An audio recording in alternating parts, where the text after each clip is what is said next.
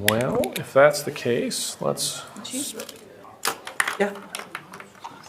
If you directors choose what to do. Good evening. Good evening. Evening. Wow, that was nice. Very nice.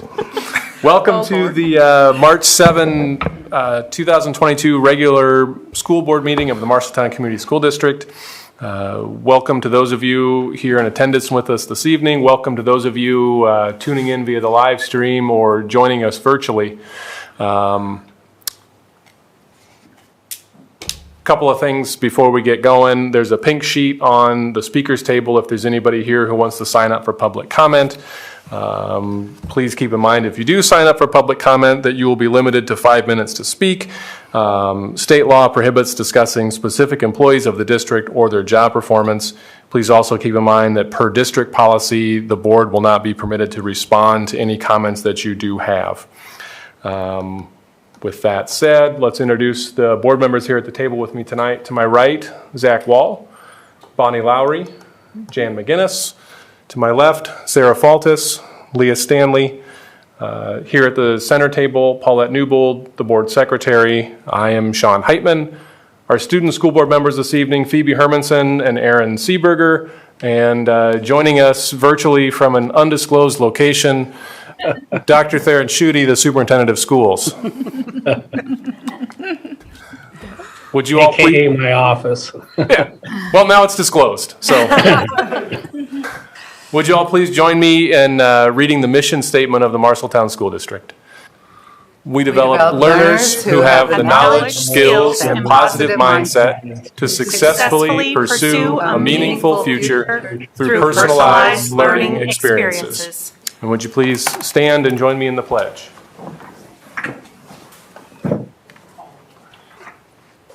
I pledge allegiance To the flag of the United States of America and to the republic for which it stands, one nation, under God, indivisible, with liberty and justice for all.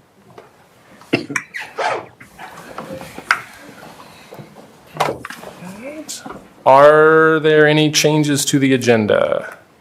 Yes, we have two amendments to the agenda. One is we've added a certificate of substantial completion for the Marshalltown High School air conditioning project.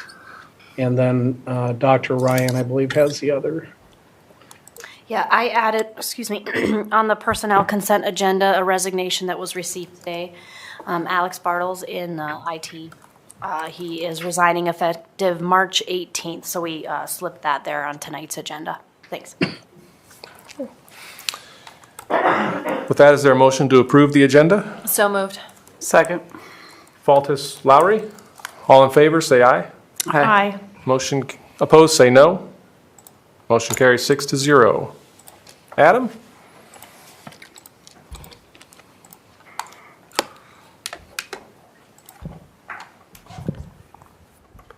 Good evening.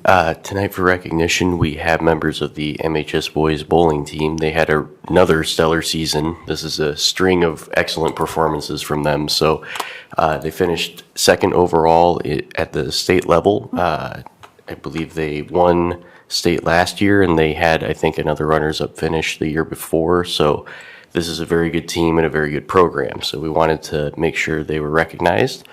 You guys can come on up. We have MHS Activities Director Ryan Iskrig is here as well, and so is Coach DJ Wilder.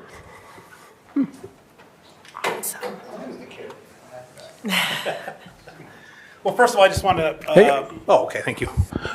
Just wanted to, first of all, thank you all for inviting us tonight and recognizing us. It is, as Mr. Slaughter said, a third year in a row of finishing either first or second at the state level. This is my fourth year coaching. This is my fourth trip to state tournament. I shouldn't say me because all I do is coach. These guys do the work. So, but it means a lot. I've been thinking about this a little bit. It means a lot to have the support of everyone sitting at this table here to allow these students to have the success that they have experienced over the last 4 years. We got Dimitri Furno, who's not here, first team All-District, first team All-State. Andrew Wilder, who's here, first team All-District, second team All-State. Damon finished second in individuals. He won the individual at conference, qualified at district, and got second at state. So Xander, he's moving on to bowl at Upper Iowa University next year. And Alex, he was our alternate for the team. He first year bowler, and he made it all the way to alternate on varsity level. So just opportunities that these kids may not have had otherwise. So I really appreciate the support of the school board, the school district, Mr. Isgrig. So it just means a lot to me. It means a lot to the kids. So again, left to right, or my right to, whatever. Your left, my right. Xander Pickett, senior. Andrew Wilder, senior. Alex Thompson, senior. Damon Borton, junior. So he'll be back next year. The three that are not here: Dylan Cooper, senior. Dimitri Furno, senior. And Aaron Rattay, who is also a junior. So we actually have a pretty good shot of doing this yet again next year. So hopefully we'll see it next year again. So obviously Ryan Isgrig is here. And then my two coaches, who I can't say enough about. Nate Clark, he joined us 2 months into the season, a month into the season, early December. So he has college level experience at AIB down in Des Moines. So it just made sense to reach out to him and help get these kids ready for the next level. And then Dustin Peterson, who's also been with me for 4 years and a great constant for me to just bounce ideas off of and have him kind of come back at me with some stuff. So very, very appreciative again of everything. Couldn't say enough about that. These kids have been so good. They work hard. For many of you that don't know, these guys get up at 6 o'clock 3 days a week and practice, because that's our practice schedule. We can't get into the bowling alley sometimes in afternoons. So November, December, January, when it's negative 20 outside, and we're praying that you guys call it off because it's too cold. They're getting up and going to practice. So hard work, dedication pays off. Third piece of hardware in a row for us, and hopefully more to come. So Thanks again. I appreciate it. Congratulations. Yeah, congratulations, guys.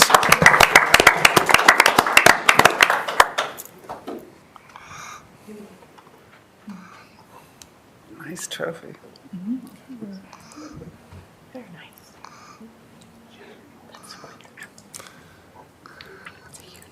And there goes our crowd. Thanks, guys. By our own selves again. Okay, turning to the consent agenda, we have minutes from the February 21 board meeting.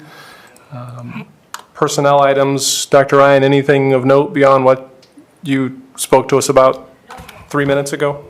Okay.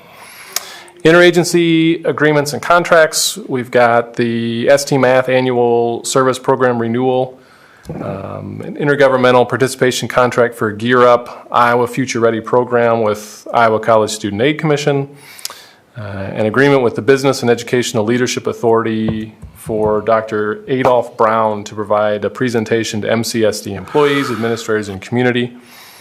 A 28D agreement with the City of Marshalltown for a police officer at Marshalltown High School for the 22-23, 23-24, and 24-25 school years. The Iowa Rural Teacher and Paraeducator Pipeline Grant Program participation. A 28E agreement with East Marshall for shared operations and maintenance management for the 22-23 school year. And a cooperative agreement with the University of Northern Iowa for practitioner prep. Isn't that where the, what was the other amendment to the certificate of completion?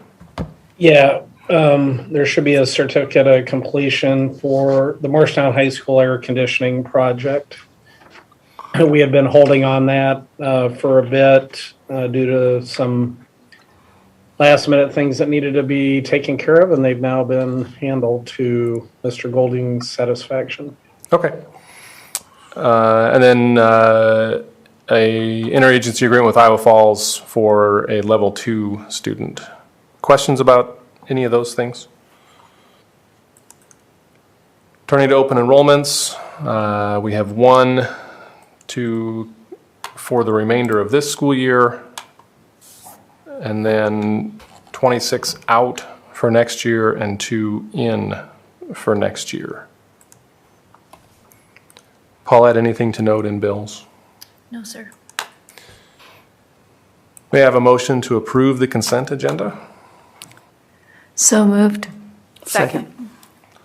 McGinnis, Faltis, all in favor, say aye. Aye. Aye. Opposed, say no. Motion carries 6-0. I think we're good on public comment tonight. Phoebe, Aaron, you're up.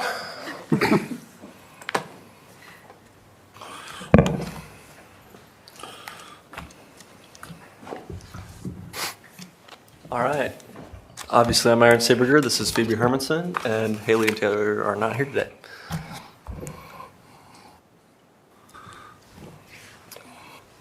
All right. First, 2 Saturdays ago, we had the individual state, it was the district competition to get to state, and it was held at MHS. And we had 7 people make it in that, as you can see up here, for different things. They work with Frowine, and I know they pick what they kind of want to do for this competition, and then they perform it for the judges at the district competition, and these 7 people made it to state. Okay, so I believe last meeting was the night that we played Waterloo East, and we ended up beating them in sub-state quarterfinals 69-65, and then we moved on to play Cedar Falls, and they were number 4 ranked. And unfortunately, we did lose 56-42, but we are super proud of those boys for all the hard work they put in, and no shame losing to number 4. So, and then there's our student section and everyone that traveled to go watch that game, and the theme was Pajama Day, as you can see. And then obviously I can't do better than the presentation that you just got from the bowling team. But those are all the highlights, I guess, on the left. And then there's the picture with them with their trophy and their banner.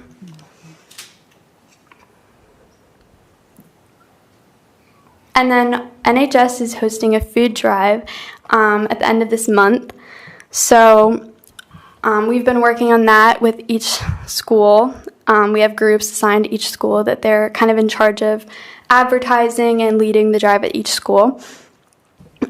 So the week of March 21st, after you come back from spring break, we're going to be advertising at all the schools, and then we'll be collecting the week of March 28th. And then we all kind of came up with incentives for different schools to get them to participate and get the most participation. So that will be happening at the end of the month. As far as music goes, the show choir just this Saturday traveled to Fort Madison to perform in a competition. There were 13 show choirs, and they were all really good. So we got 12th out of 13, but it was a good experience. We went up there pretty early and got to hang out at Fort Madison, watch a whole bunch of different show choirs, and then leave pretty late in the night. So it was a full day of show choir. It was pretty fun. Upcoming events right now at UNI in the Unidome. The girls are having their meet, and then tomorrow the boys do the same thing in the same place. And then the orchestra concert will be at MHS at 7 p.m. on the 10th. And then, of course, what all of Marshalltown High School is excited for, spring break next week. And that is it. Thank you, guys. Thanks, guys. Thank you.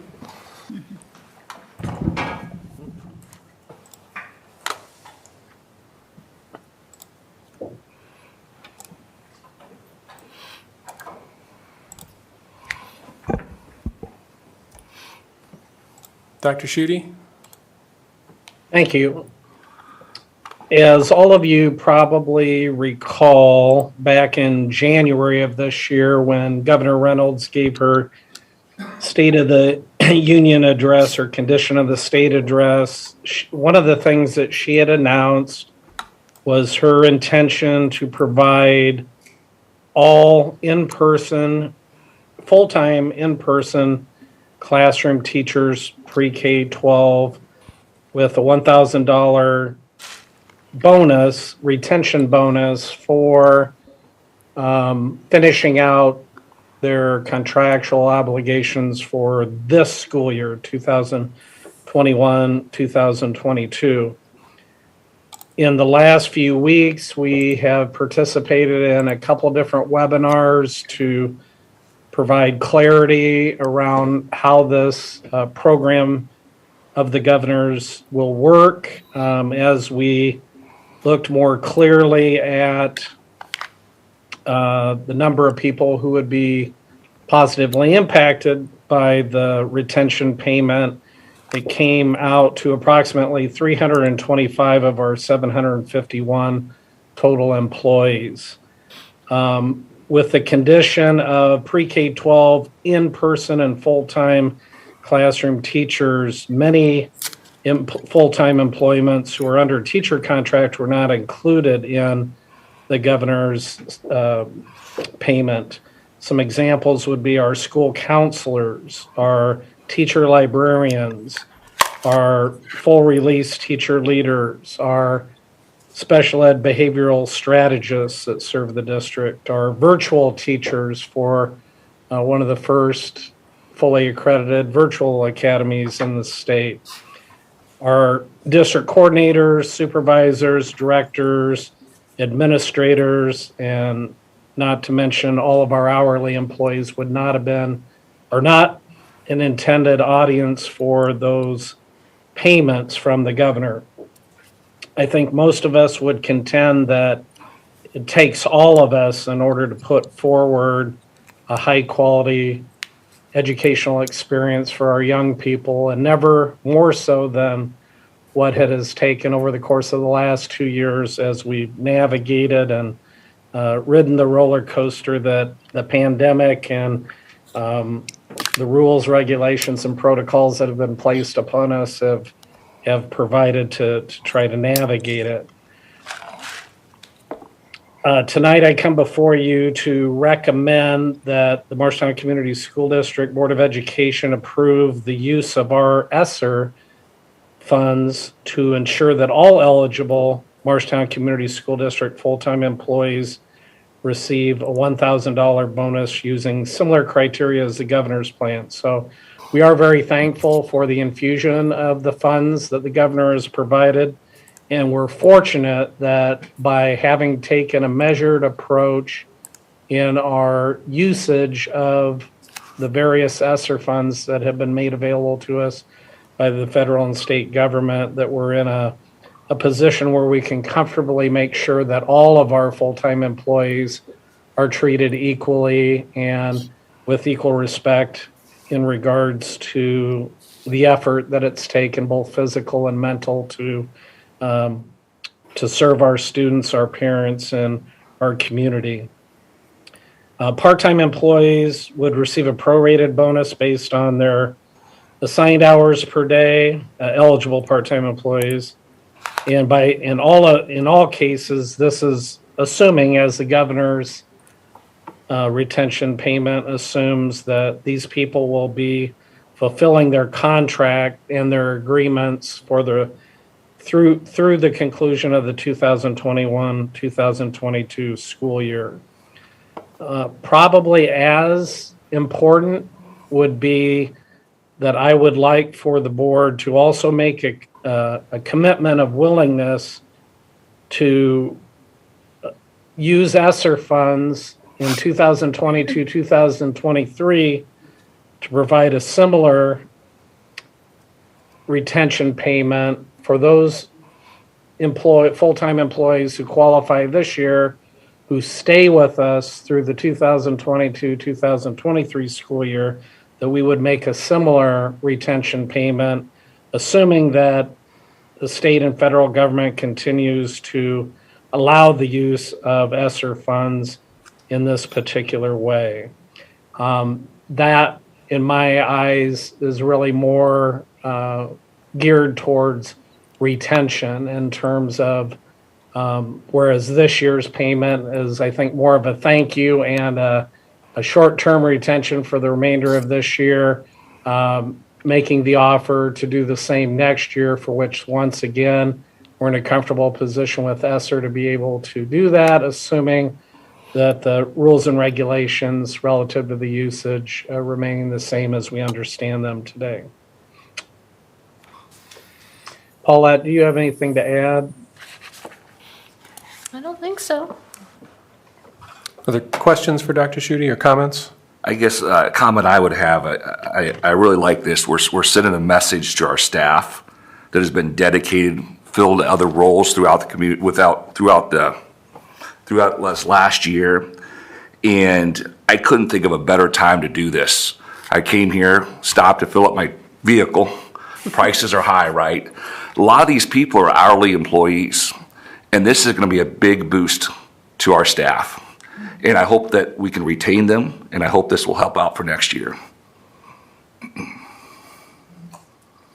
I'm supportive as well. I think this is a wonderful thing. I totally agree with what Zach just said.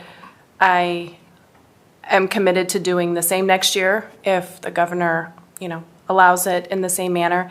And I would be very hopeful that she would expand it to other eligible staff as well, because like Dr. Schutte said, it's not just one group that's important, it's everyone that makes things happen. So that's my opinion. Yeah, it takes the entire staff across the board to make the whole process run smoothly and the whole system work. So I like the idea that we're providing this to everyone and not just to select individuals, given, that the intent is a thank you this year for dealing with, all of the challenges we've had over the last couple of years. So I do like that. And so I'm glad that we're doing it. Just for the public that may be listening, do we have, if we do this, what's our ESSER fund balance? What's the impact? Because those are not local tax-based dollars. Those are from a different fund. It's federal funding, yes. And so the state of Iowa is using their ESSER funds to pay for those that are eligible under the governor's plan. And so that will cover, I think, about $350,000 of it. And then our portion that we'll use our own ESSER funds for those that aren't eligible for the governor's plan, will cost about $375,000. And then that leaves us with? Well, we have until June of 2024 to spend that. Okay. Right now, we have unspent allocation of about $5 million. Okay. But we also have a lot of things that we will be paying for over time. We have staff positions that have filled. So just because we have $5 million right now doesn't mean that some of it hasn't been encumbered already. Yep. Thank you. Other questions or comments? I would suggest doing this as two separate motions. One to approve it for this year, and one to, I'm not sure how to do the second one. So for the second one, would we be stating that we would supplement anything that the governor, if the governor did this again next year, we would again just supplement, correct? Yes, but I don't think that That's in the plan. that's in the works. I think they didn't have enough money to cover everyone already. So that's why some teachers aren't eligible. Okay. Yeah, and it needs to be contingent on allowability. Yep. Of what we can allow the ESSER funds to be spent. Right. So let's do the first part of this, if everybody, any other questions or comments about this? Okay. Then may I have a motion to approve the use of ESSER funds to ensure that all eligible MCSD full-time employees receive a $1,000 bonus or a prorated bonus depending on their hours, using similar criteria as the governor's plan as presented by Dr. Schutte. So moved. Second. Wall, Lowry, all in favor say aye. Aye. Opposed, say no. That motion carries 6-0. Okay. Then on the second portion of this, is there any additional discussion or conversation on the second portion of this? Is the second portion dependent on the governor choosing to do this, or are we looking at possibly just doing this as a district next year? We would do it as a district if the governor does not provide similar, so it would cost $775,000 or whatever the combination of the two is, assuming we have comparable numbers next year of employees. So we're hopeful, although hope is not a good strategy, that the governor will do something similar next year, but we're not optimistic that she or the legislature intends to. So we're going to plan for the worst case scenario, which is best case scenario for our employees, that we would use ESSER funds to fund the full amount if that's what is necessary.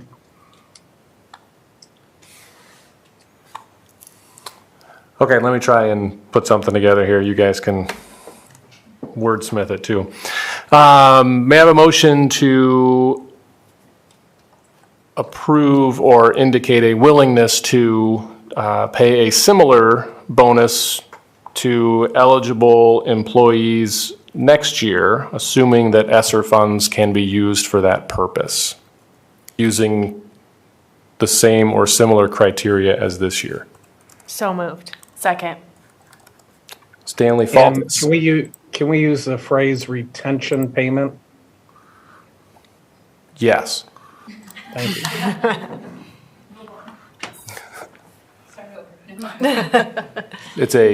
That was what I said, right? A retention payment, not a bonus? Correct. Or is there somebody want to amend the motion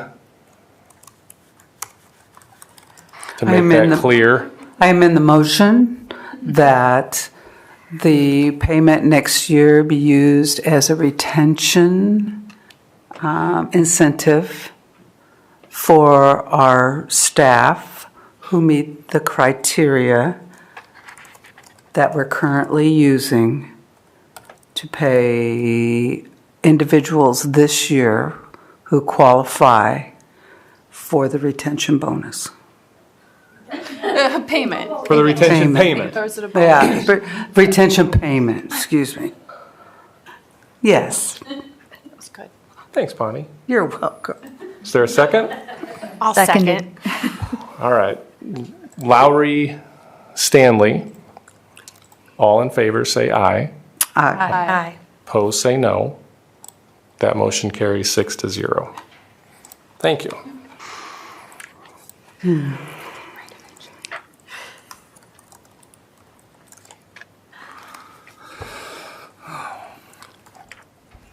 Hi, Todd. Hi. I'm still awake. Well, it's still early. Up plowing though. I've been up since 3. Yeah, sure. Yeah, the first one I have tonight is for the Fisher Playground resurfacing. The current playground over on what I would consider the southeast corner of the building has the pea gravel base under there. Last few years, we've been trying to upgrade all of them to either like the play surf matting or this poured rubber surfacing. I reached out to 2 different companies. Bullen Recreational was the low bidder for this project at the $45,256. What that would do is they'll install, actually the B&G crew will remove the pea gravel that's currently there. Their contractors will come in, grade the base the rest of the way, install a curb along the grass edges in order to help protect the new rubberized from mowers, and then rubberize the whole internal surface of that. Like I said, that would be funded through Pearl dollars. Would this be similar to what they did over here Yes. at Anson Yep, a couple of years exactly. ago? Same basic idea? Yep, exactly. What's the life expectancy of this type of material typically? Well, with building it, and then that's one reason why I really pushed having the curb. At first, they was just kind of looking at running it to the edge and having no protection there. So I figured with the curb, that was gonna save a lot of that from getting hit by mowers or anything else. Oh, probably 15 years or so. What would you say with all the schools, is there a lot of schools that have pea gravel? Or is this kind of the last of the project? There's, with us, a lot of them are cleaned up. So, Okay.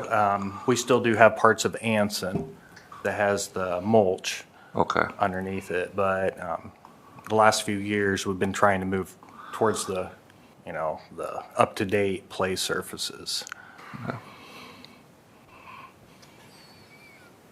Other questions for Todd? So this is like one of the last ones. This and then one more at Anson. I would have Anson. Okay. And then do you have the rest of them kind of on a update schedule if we've got a 15-year life expectancy, or how are we planning to address those once we get to end of life of the use? Have to go through, probably by then, some of them, it'll be a whole playground, I'm sure at that time. Okay. Some of the playground pieces, obviously, they've been rotating out over the years, but fingers crossed, when one gets aged enough that it's nearing its replacement, that we can plan and possibly get it even cheaper by doing it all in one shot, instead of having to try to work around previous equipment that's there. Would be my best opinion for it. There's already some of this already there at this school, correct? Yes. Okay. Yeah. Several of them have that thicker matting. This I prefer because you don't have to worry about it getting knocked out as easily. Okay. Yep.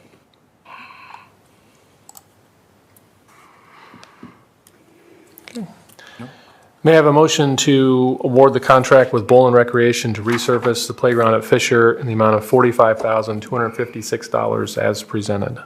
Move to approve. Second. Lowry, was that you, Sarah? Yep. Lowry, Faltus, all in favor, say aye. Aye. Opposed, say no. Motion carries 6-0. Okay, and then my next one would be for MHS, classroom 182. That's an above ceiling unit. We had a coil break there. With the age of the unit, it's also one that contains the R22 gas, which back in January 1st of 2020, the EPA, they quit the manufacturing and that because of it's detrimental to the ozone layer. So they're looking for a little more green, safer options for doing this. Plus then that would be a custom coil. Figured that was going to be by far easier to replace than try to piecemeal everything. We probably would have had 3/4 of the cost of a new one in it anyway at that point. B&G, they give us the proposal for $16,350. Come in, remove the old unit, put the new one up, get everything pumped back up to the current should be, and then Woodman Controls will just move the controls back over for that. I would use Pepple dollars to fund that replacement. This room also was one, just to kind of give you an idea, it's over in the southwest wing of the building. So obviously it wasn't in an area that we had looked at for AC. I mean, it's a much newer part of the building. The unit itself just went bad. Are the units that are in that southwest wing, each room has its own unit, or? Okay. Yes. So the other units there are what, 6 rooms? 7 There would rooms be in that wing? Yeah, because the The second floor was another addition, and those would have the newer units. But yes, there's, I think, 6 other classrooms, or a total of 6 in that particular section. Those would have that refrigerant in them. Like I said, if we wouldn't have had the coil break, it was no problem. The unit was working fine. It's just by the time we would have replaced the coil, because they probably would have had to drop the unit from the ceiling, get a custom coil made, and then obviously you can still use that refrigerant. If you have that refrigerant in your house, you can still use it, but the only problem is finding it. And generally, instead of costing maybe $100, $180 a pound, you know, it could be up to $800 a pound. And for those types of units, and you're looking for a sizable amount anyway. So are those other units in that same section going to start failing? Is this the end of? No, I think this one, it had just, it was during the real cold winter. Actually, these 2 I have is when we was that really cold week, and the damper stuck and coil broke. I know historically we've always, you know, we have good partners in our community like Linux. I'm assuming here that Linux does not make this. That horizontal type model, no. Okay. No.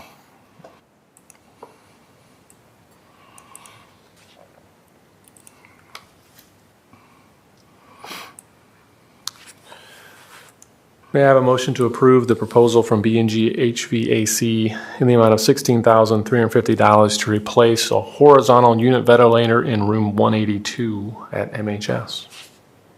So moved. Second. McGinnis, Faltis. All in favor, say aye. Aye. Aye.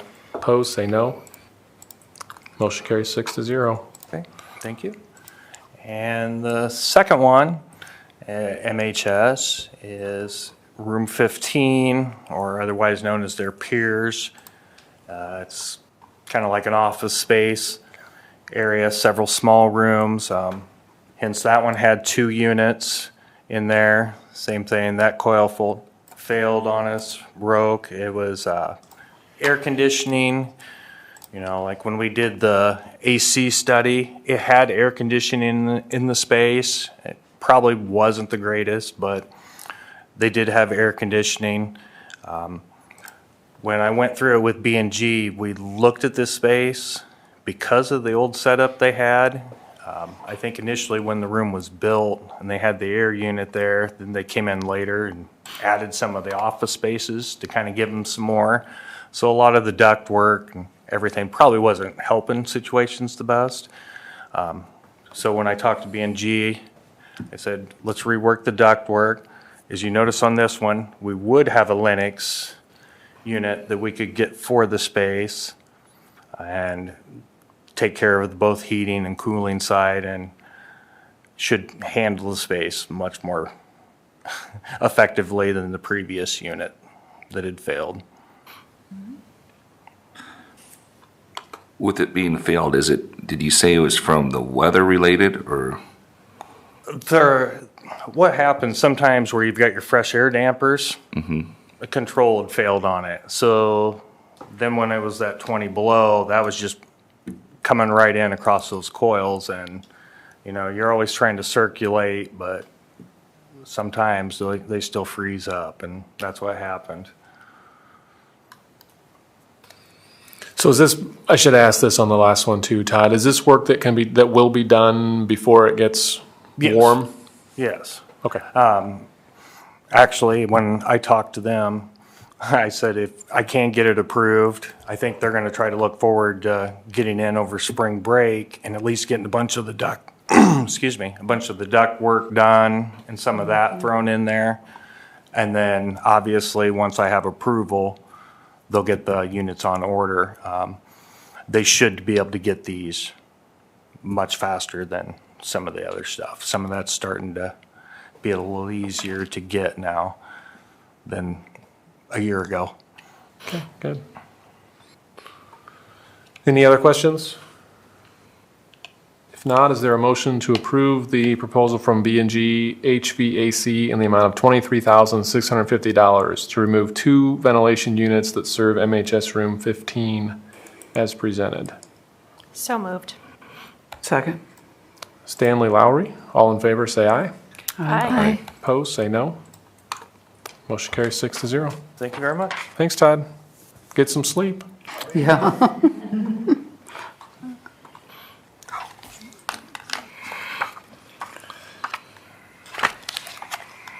Board policies. We had one policy that Zach reviewed last meeting, come back for first reading. 407.4R, discipline of licensed employees. The amendment was to remove the suspension with pay provision to be consistent with our discipline matrix and other policies. I would recommend board approval and waive the second reading. Any questions? Is there a motion to amend 407.4R and waive the second reading? So moved. Second. Wall, Lowry, all in favor, say aye. Aye. Aye. Opposed, say no. Motion carries 6-0. Sarah. Okay, I have 3 policies. The first one is 408.1, and it is on licensed employee professional development. The only thing there is to strike the cross-reference, and we can mark it as reviewed. Any questions for Sarah? Okay. Okay. The next one is 408.3, and it is formally titled as tutoring. We're going to add licensed employee, and that's the only change, so we can mark that as reviewed as well. Okay. And then 410.7, there are no changes to this one, so we can mark that one as reviewed as well. Excellent job, Sarah. Thank you. You continue with that, and we'll let you review even more policies. See how that goes. Okay, turning to our board book study. Chapters 5, 6, and 7.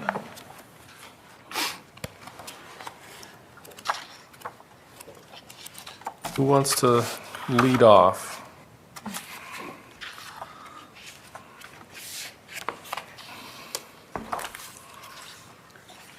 I'm going to call on somebody. Bonnie, you got a bunch of tabs on your book. I have a bunch of tabs. Do we want to just anywhere? Anywhere you within want to that? start, Bonnie. Okay, let me see what tab I want to talk about. Don't you love that? Well, on page 52, which happens to be in chapter 5, it talks about the superintendent evaluation. And just one of the comments that I wrote down was that, I think that I was on the very tail end of the superintendent evaluation last year. But my comment was, new board members need time to understand what is exactly in that evaluation tool. And I would hope that we would take some time to discuss those kinds of things so that we had a better idea about, gathering our thoughts to even enter into that process. And so I think it's a good thing, and it is something I just want to remind us of, that we might want to bring those topics forth before we really get into that evaluation process.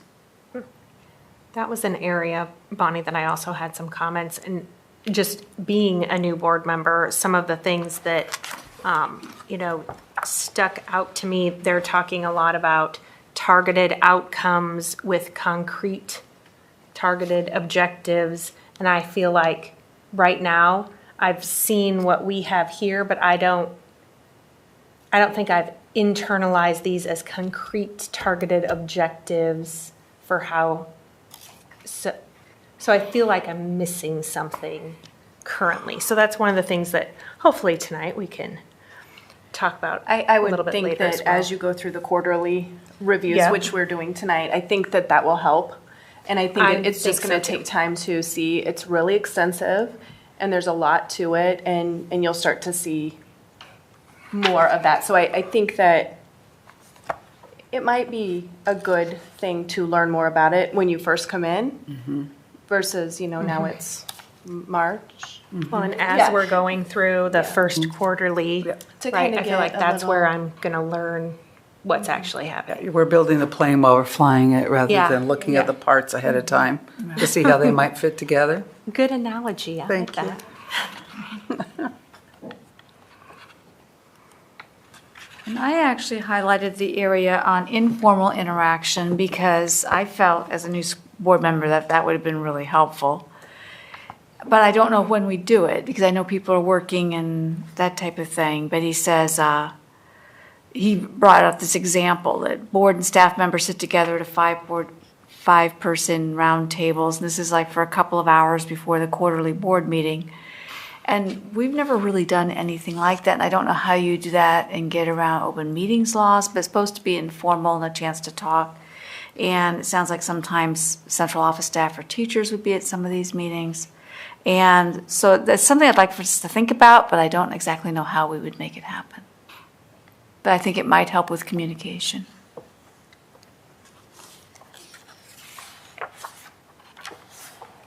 And that's on page 53.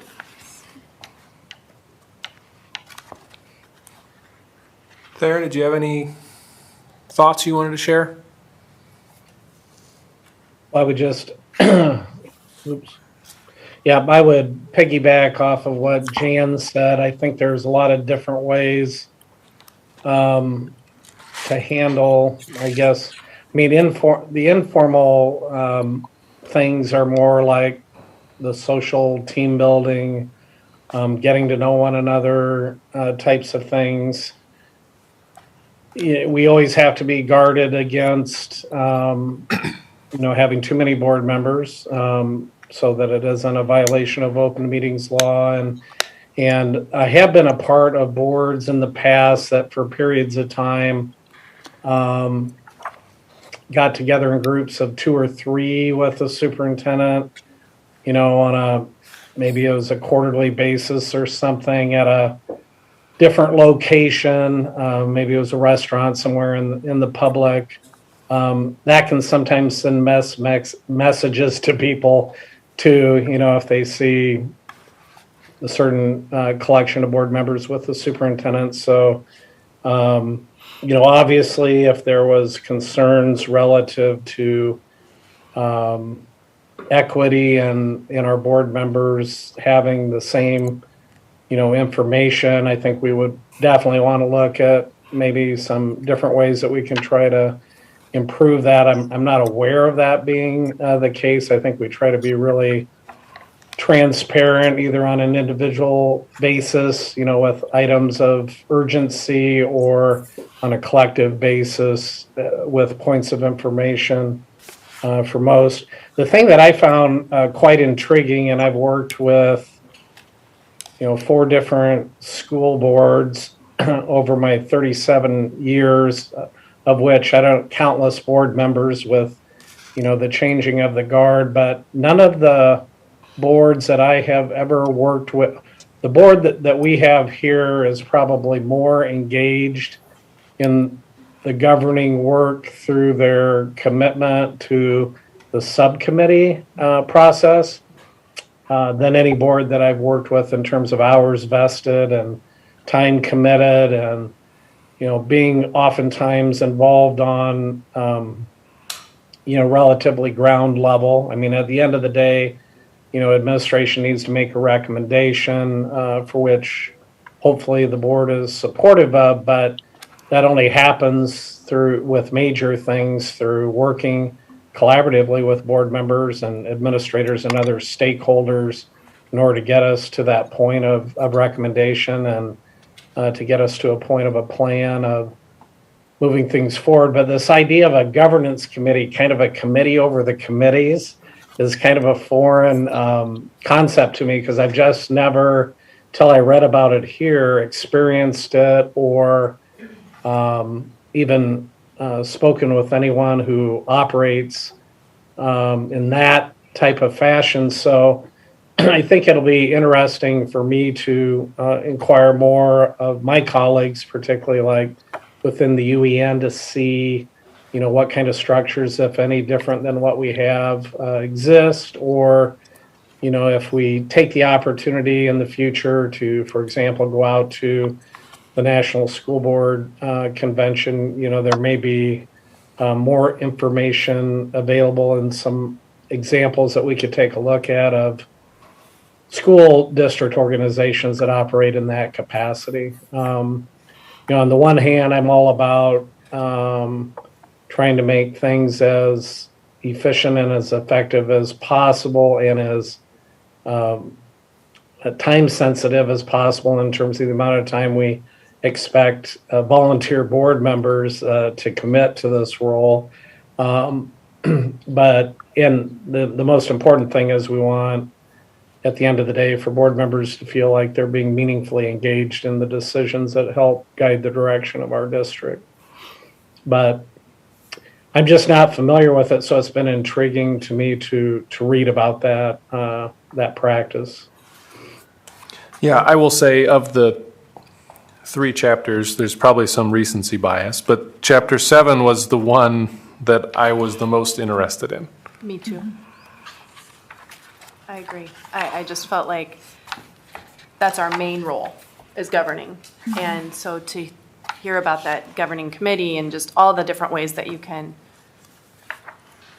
govern and, engage and, look at data and ask questions and just meaningfully understand what the rest of our administration is doing and the why and the how and all of that. So I thought that was very interesting. Yeah, I mean, I like the idea of if you can set up a system that sort of creates a culture that sort of just rolls over no matter who's on the board, right? There's just a culture and an expectation that when you become a member, this is how the board operates, and that I like that idea. And on page 76, it's the onboarding process, and that's Right. kind of what you're talking about. Right. There are 4 bullets there that basically say, these are good indicators or good criteria to look at for onboarding your new board members. Yeah. And it is all about governance.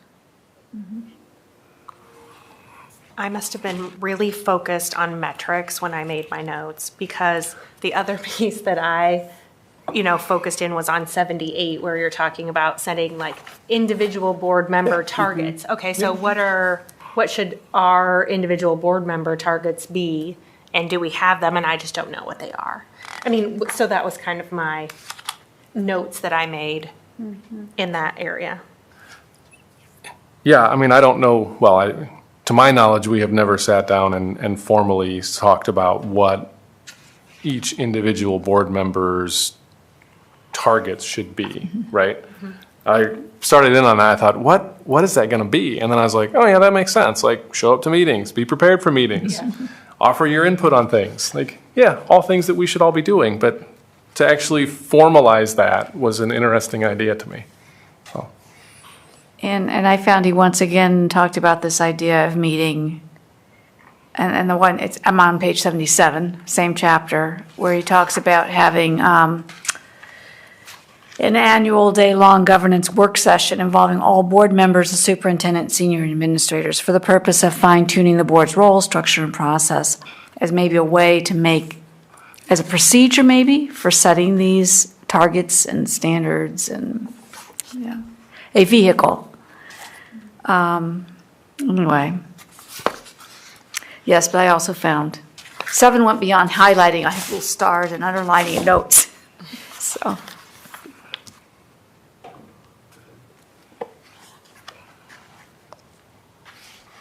Anybody else have anything else they want to share or add? What do you guys think of that? I mean, like chapter 7, the governance, what do you guys see from your role? Nobody wants to answer my question. Oh, probably, yeah.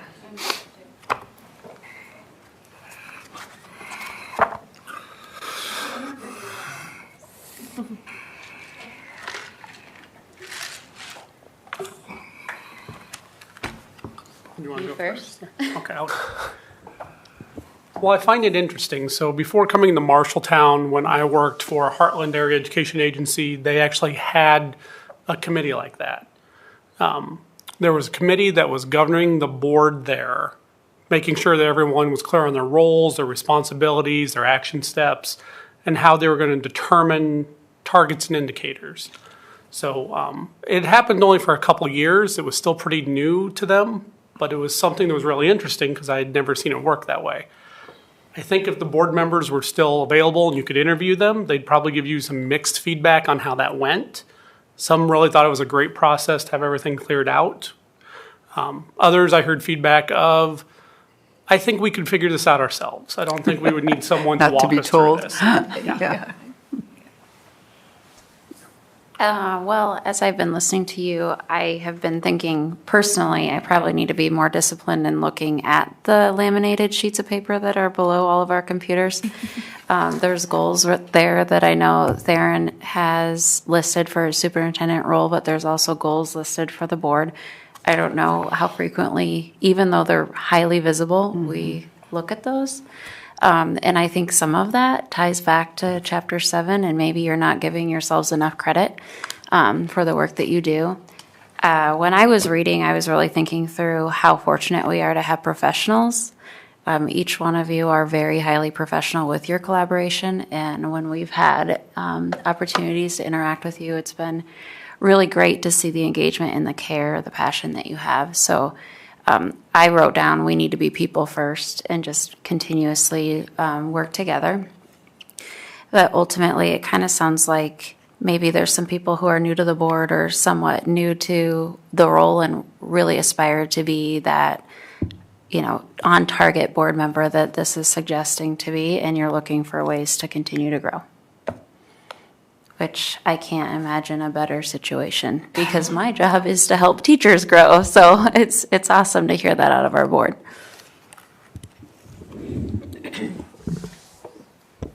As I got stuck a little bit on the section about continuous development of the board members because I think, some of you having been in education, you understand the world a little bit more. But for those coming in, it's a little bit of a foreign world on the kind of administration side. And I think of how much is thrown at you in the beginning and how overwhelming that may be. But I was stuck on that section because it talked about how, the world is ever evolving and it's not you can't rely on the old fashioned spend a year learning the ropes approach with the constant evolution of schools and what's going on. And I kept thinking about, the world of HR as well. In your private worlds, HR likely and finance looks very different from K-12 HR or K-12 finance. And as much as I would love, to have you all for a few hours and talk to you about my role and our processes and what does it look like here at the district for our discipline or our onboarding or things like that, it's just not feasible. So it's overwhelming the amount of information you have to absorb so quickly, but just want to emphasize that nobody expects you to understand it all, and we're always here to help you. And we do appreciate when you all reach out with questions or things like that because it's a lot. And I think everybody here recognizes that, and we again appreciate your commitment and your civil service here on the board. So, I was having a conversation today, and this came up. And so, in our organization, we have a 90-day transition plan, right? So. But you're in your job 8 hours a day, at least, 5 days a week for your 90-day transition plan. And here, I have to, you mentioned that year-long training, right? That year transition to get on the board. Well, I'm thinking 90 days, but my 90 days is going to be closer to a year with the amount of time that you actually spend in these activities as part of a volunteer. Theron said we maybe are spending a little bit more time than some of the other boards. We have to understand that as well, that we're engaged and involved. But I'm struggling with having a little bit of patience and reminding myself I need to have a little bit of patience with myself in that transition period. For sure. Yeah. Sorry. Well, the other thing, there's so many unique times of the year with unique things that only happen during that time of the year. the budgeting process, for example, which essentially, happens between February to April when it has to be approved. The only time that you can really learn how that all works is during that time.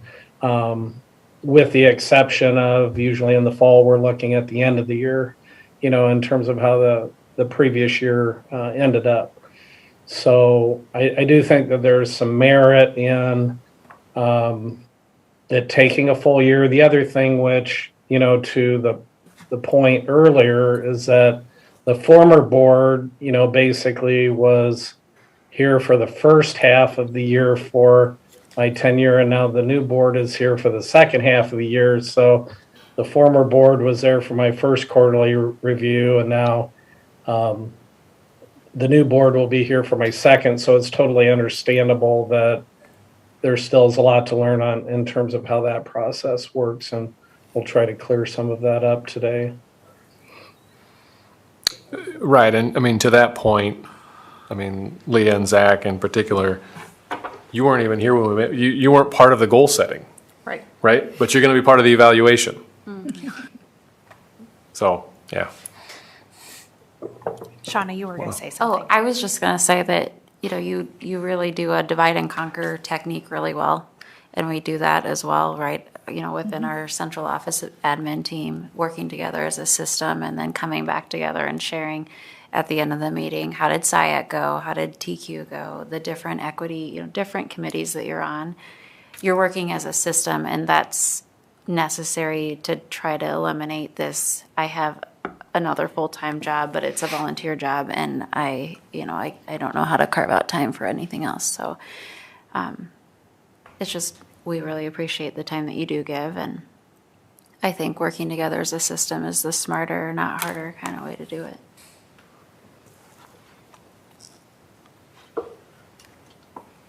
Anything else from anybody? Okay. Chapters 8 and 9. I don't know how many are left.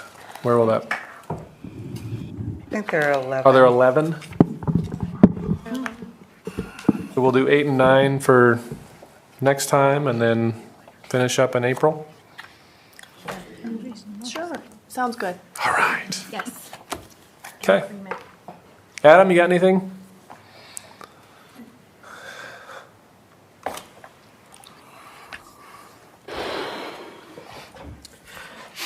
So Amy and I have been doing those, just meeting with different staff groups, different members of the staff regarding the website upgrade, and kind of moving forward on some of that work a little bit ahead of time for as well as doing the discovery step work right now. So I guess my update would be we are circling back to all those folks we've already met with here in the next several weeks, and we're just going to get an idea of where they are and what kind of support we can give them as far as what types of things they should be looking for and what types of things we we'll be transferring over versus what doesn't need transferred over.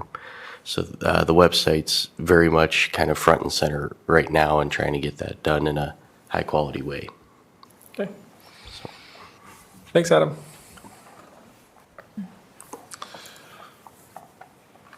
Okay, looking at reminders, I get to do policies for the next meeting.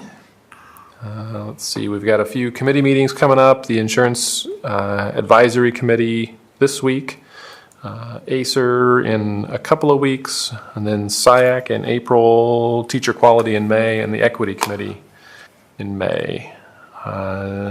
Fisher is our next school report, and they're here in April. Committee reports, Finance Committee met on the 28th. We talked about the $1,000 retention payment for employees. Retention payment, right? Yes. We talked budgeting and the tax rate for next year. Zach, anything else that we? I think that covered a lot of the meeting, the budget.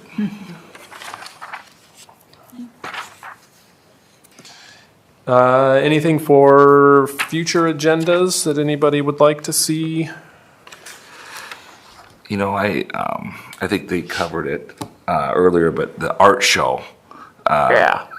Me and Sean and Shauna were able to judge the art show.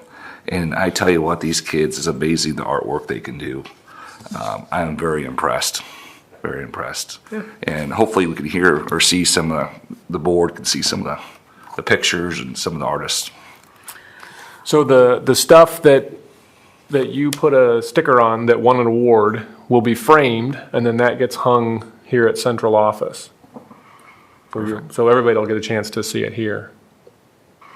What was wonderful is that Live on Stage had a concert on Friday night. You folks were in and judged Friday late afternoon, and then we had the community in that night.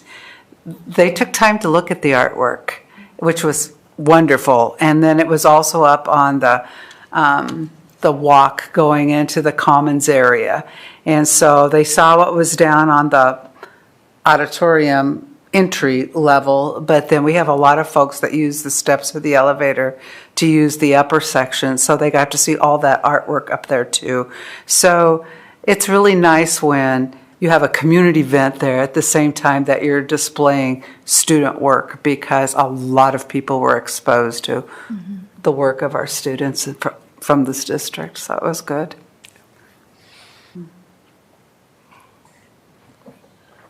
Anything else? Okay. What have we done this evening to improve education for the students in Marshalltown? I'll go first here. I think now give me the wording here. It's retention payment. Retention. We are offering a retention payment. A time and need right now for a lot of our employees, and hopefully this sets a message moving forward to our staff. I think also we approved some bills, what are we going to call it, some agreements that will allow for safety of our students on the playground, as well as creating a learning environment that the climate will be regulated so that they can think when it's really, really hot. So, I think that's Someday when it's I know what again. it's like, but when I was there, we had no air conditioning, and so it was really hard to think when it was really, really hot. So I appreciate that. Yeah, I don't know whose room 182 is, but whoever it is, and any student who's in there will be. Then 182. Is it? South Mrs. Loopy? Is that the 9th grade area? Yeah, it's the freshman wing. Yeah. Well, they deserve to be cool when it's hot out too, right? I mean, we were all freshmen once. Not that long ago. All right. With that, we'll take 5 minutes, and then we'll go into closed session for the quarterly superintendent evaluation. Thanks, everybody. We need to adjourn and reopen, or No, how does that work? because Okay. the closed session. Oh. Thank you. You know, We get one I too. had We ate them so fast. I had teachers coming up and thanking me. I